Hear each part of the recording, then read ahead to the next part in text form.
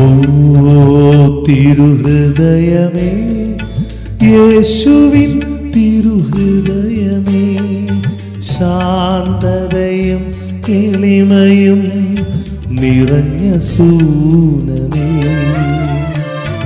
N ഹൃദയം നിൻ ഹൃദയം പോലെയാക്കണേ.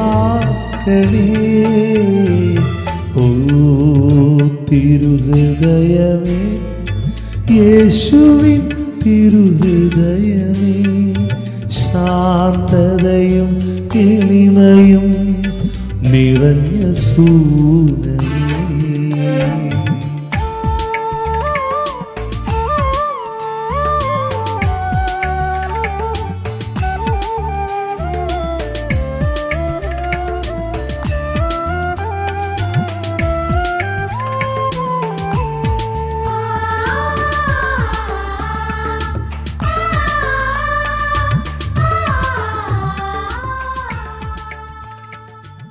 ഈശോയുടെ തിരുഹൃദയത്തിന് സ്തുതി. ദൂത് ഹൃദയം തിരുഹൃദയം. 29-ാം ദിനം.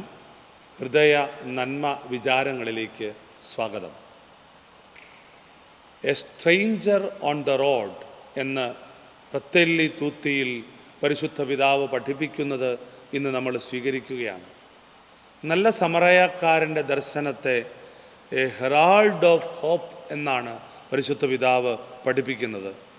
നല്ല അയൽക്കാരനാകണം, നല്ല ഹൃദയം ഉള്ളവനാകണം, തിരുഹൃദയമുള്ളവനാകണം.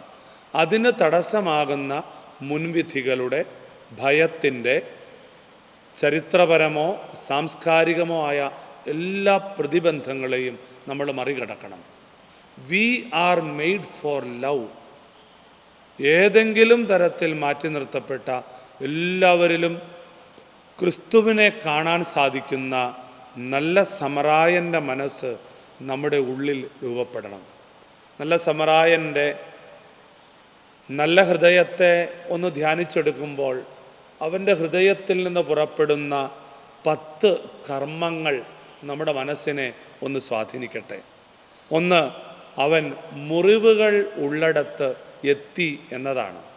2, അവൻ മുറിവേറ്റവനെ കണ്ടു. 3, അപരനു വേണ്ടി അവൻ മനസ്സലിഞ്ഞു. അതാണ് ഹൃദയപൂർവകമായ ഇടപെടലുകൾ അവൻ അവിടെ നടത്തുന്നത്. 4, അവൻ ഈ മുറിവുകളെ എണ്ണയും വീഞ്ഞുമൊഴിച്ച് കഴുകി എന്ന് മുറിവുകളിൽ സാന്ത്വന സ്പർശം നൽകി. തൻ്റെ സൗകര്യങ്ങൾ അവനു വേണ്ടി കൊടുത്തു. 6, സത്രത്തിൽ അവനെ സുരക്ഷിത സ്ഥാനത്ത് എത്തി. തൻ്റെ സൗകര്യങ്ങൾ, ലോകത്തിലുള്ള സൗകര്യങ്ങൾ മനുഷ്യർക്ക് വേണ്ടി ഒരുക്കി.